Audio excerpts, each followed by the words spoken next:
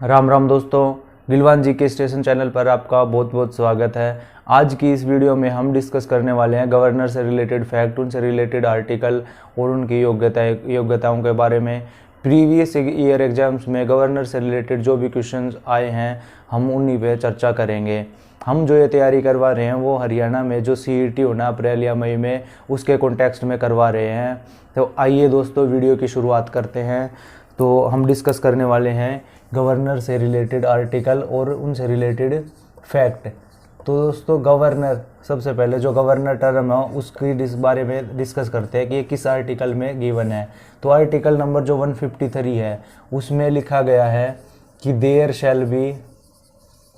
Shell be a governor for each state, यानी कि हर राज्य के लिए एक राज्यपाल होगा। ये डिस्कस किया गया दोस्तों आर्टिकल नंबर 153 में। फिर इनसे रिलेटेड जो एक क्वेश्चन आया हुआ है वो क्या आया हुआ था कि राज्य की जो कार्यपालिका है, राज्य की कार्यपालिका का प्रमुख कौन होता है। तो राज्य की जो कार्यपालिका है उसका जो प्रमुख होता है वो गवर्नर ही होता है। फिर जो एक दूसरा क्वेश्चन आया हुआ था वो कैसे आया हुआ था कि राज्य का जो संवैधानिक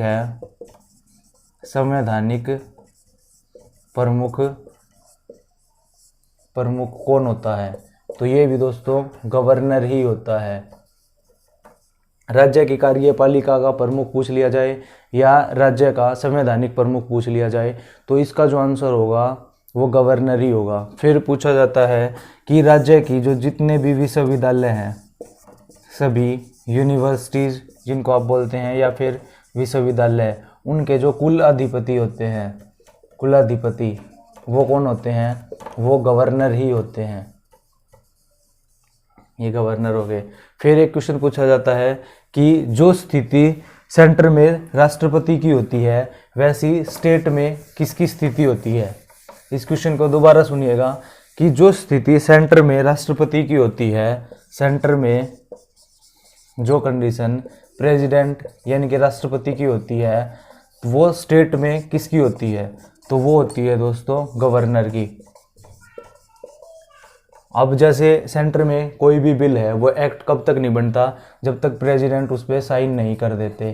तो वैसे ही स्टेट में कोई भी बिल है वो चाहे वो आपकी विधानसभा से पास कर दिया, लेकिन जब तक उसमें क्या नाम है गवर्नर के साइन नहीं होंगे तब तक वो एक्ट का रूप नहीं करेगा। तो इनमें बहुत सिमिलैरिटीज़ होती हैं। जैसे स्टेट में सेंटर में जो भी ज्वाइनिंग होती है, ऑलमोस्ट जितनी भी पोस्ट होती है उनको प्रेसिडेंट ही शपथ दिलाते हैं। ऐसे ही जो क्या नाम है स्टेट में शपथ दिलाने का काम किन के द्वारा किया जाता है, गवर्नर के द्वारा।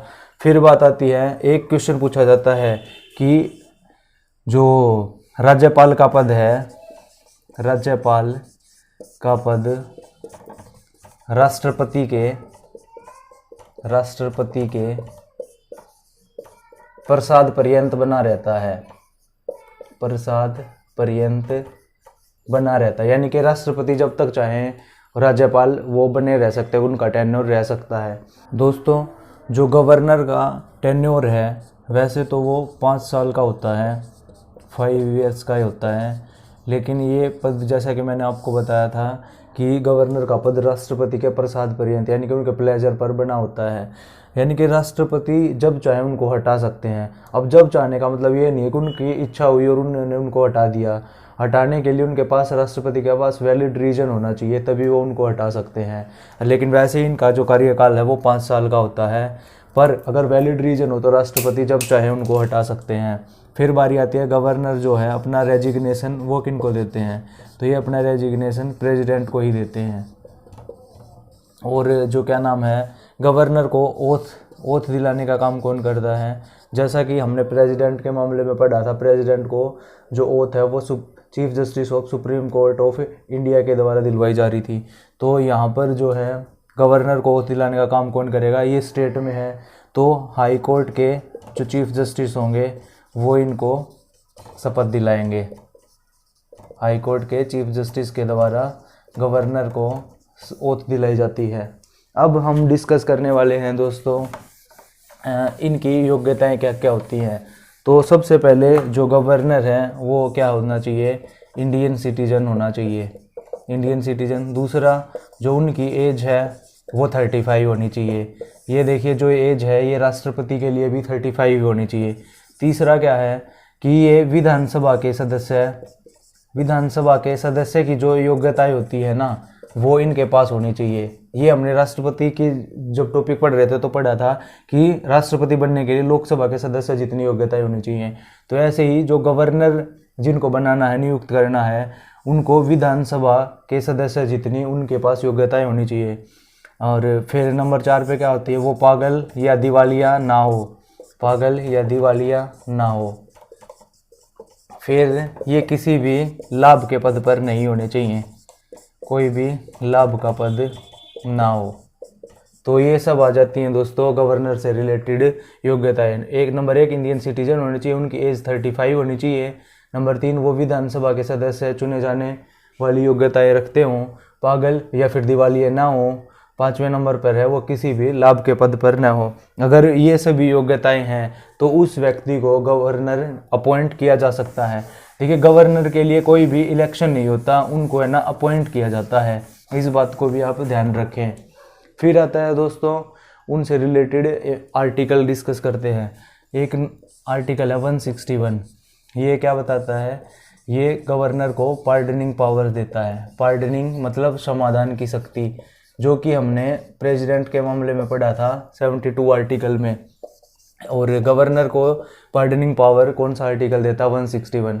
राष्ट्रपति तो क्या है, अगर किसी को मृत्युदंड भी हुआ है उसको भी वो माफ़ करवा सकते हैं, लेकिन राज्यपाल के पास मृत्युदंड माफ़ करवाने की शक्ति नहीं होती। उसके अलावा आजीवन कारावास हुआ उसको वो कम करवा सकते हैं, कठोर दंड को कम करवा सकते हैं, लेकिन मृत्युदंड है उसको नहीं कम करवा सकते, राष्ट्रपति उसको कम करवा सकते हैं। फिर हम पढ़ेंगे आर्टिकल नंबर 213, ये इनको देता है ऑर्डिनेंस पावर, ऑर्डिनेंस पावर यानी कि अध्यादेश की शक्ति। तो ये हो गए दोस्तों क्या नाम गवर्नर से रिलेटेड इंपॉर्टेंट आर्टिकल, उनकी योग्यताएं डिस्कस कर ली। जितने भी पॉइंट मैंने बोर्ड पे डिस्कस किए हैं, आप सबके साथ डिस्कस किए हैं, वो किसी न किसी हरियाणा के प्रीवियस एग्जाम्स में आए हुए हैं। और उम्मीद है कि हरियाणा जो CET की तैयारी कर रहे हैं बच्चे, आगे भी आपको इनमें से कोई ना कोई क्वेश्चन देखने को मिले। उम्मीद है ये वीडियो आपको पसंद आई होगी। वीडियो देखने के लिए बहुत बहुत धन्यवाद दोस्तों।